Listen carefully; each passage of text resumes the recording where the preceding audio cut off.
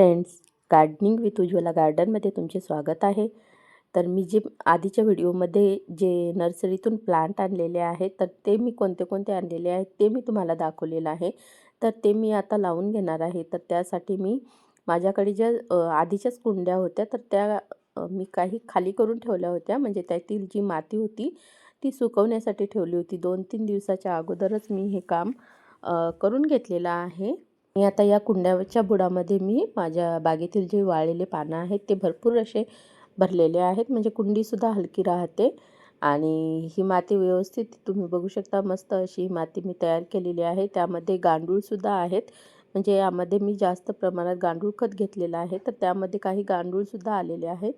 तर आता मी या कुंड्याच्या साईजनुसार, म्हणजे जे प्लांट मोठ्या कुंडीमध्ये लावायचं आहे, तर ते मी त्या पद्धतीने लावून घेणार आहे. म्हणजे पिटोनियाला छोटीशी कुंडी पाहिजे, तर त्यासाठी ते मी छोट्या कुंडीमध्ये लावणार आहे. जे मी मसाल्याचं तेजपत्ता आणलेला आहे, तर ते मी मोठ्या कुंडीमध्ये लावून घेणार आहे. अशा पद्धतीने मी आता हे बघू शकता, हे आहे डहेलियाचं प्लांट.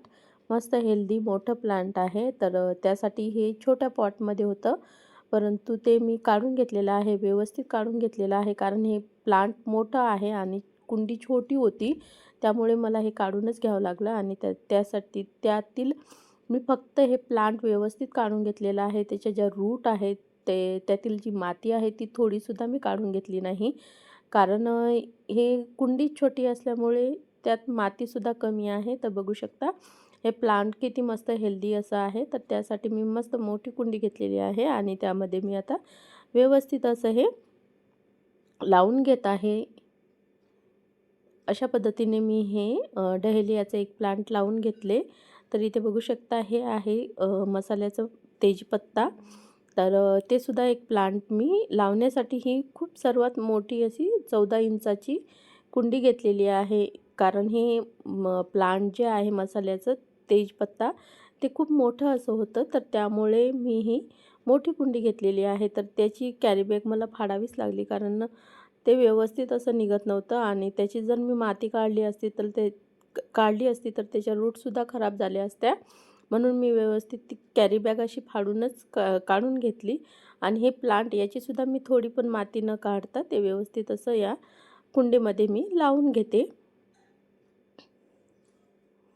हे सुद्धा तेजपत्ता मी लावून घेतलेला आहे. आणि इथे आहे शेवंती. तर शेवंतीची बघू शकता, ही मातीच खूप मोठी आहे. तर याची मी अर्धी अशी माती मी काढून घेणार आहे. म्हणजे जी खालची बुडाची जी माती आहे, तर ती अर्धी इथून हे बघू शकता, मी एवढी माती काढून याला व्यवस्थित लावून घेणार आहे. तर इथे मी एक एक करून असे हे करवंदाचं, हे पिटोनिया, असे हे जे माझ्याकडे पिंपळाचं झाड होतं ते सुद्धा लावून घेतलेलं आहे. डहेलिया असे मी जे नर्सरीतून आणलेले प्लांट आहेत ते तर मी लावून घेतलेलेच आहेत. परंतु माझ्याकडे जे दुसरेसुद्धा एक्स्ट्रा प्लांट होते ते सुद्धा मी या कुंड्यामध्ये असे व्यवस्थित लावून घेतलेले आहेत. आणि इकडे बघू शकता, हे पूर्ण असे एवढे हे प्लांट मी आज एवढे प्लांट हे माझ्या बागेमध्ये लावून घेतलेले आहे. बघू शकता, काही कॅरीबॅग ह्या छान अशा मी व्यवस्थित काढण्याचा प्रयत्न केलेला आहे. तर 2 कॅरीबॅग ह्या व्यवस्थित न फाटता ह्या निघलेल्या आहेत. आणि ह्या ज्या काही कॅरीबॅग आहेत ह्या मला